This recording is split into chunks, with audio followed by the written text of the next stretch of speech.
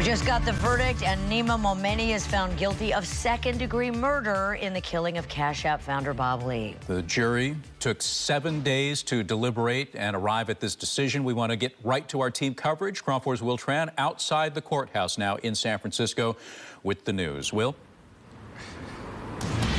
The verdict just came down, announced to the world during commercial break. It is second-degree murder, which basically means it was not premeditated. First-degree murder would have been premeditation, and that's what prosecutors were hoping for, as well as Bob Lee's family. Now, we will have to wait as far as sentencing, because first-degree murder is 26 years to life in prison. Second-degree murder means that it was not premeditated, that something happened in the course of April 4th, 2023 in the overnight hours that caused Momeni to stab Bob Lee, but he did not plan it. He did not sit down. It was not calculated. That's what the definition of premeditation is. So we will wait and see exactly what the sentence will be. But we do know that he was not acquitted. This trial lasted 6 weeks long. I got a chance actually to talk to Krista Lee, Bob Lee's ex-wife, when she arrived to the courthouse at around 9:12. Here's my interview with her.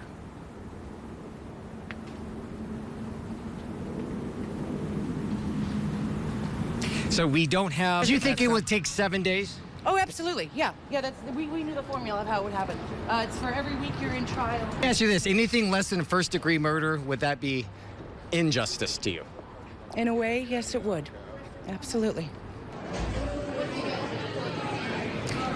So you just heard her say she considers this an injustice before she walked into the courtroom. So you might imagine that she is quite devastated. First-degree murder, as I mentioned, is premeditation and carries a heavier sentence. Now here's Michael Thomas, my colleague. He was inside the courtroom. Can you explain to us exactly the reaction in the courtroom when the verdict was read?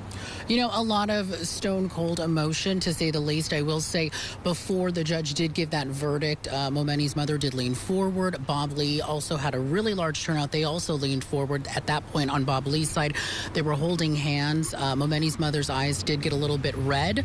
No crying that I did see on Momeni's side. Bob Lee's family, however, there were some tears.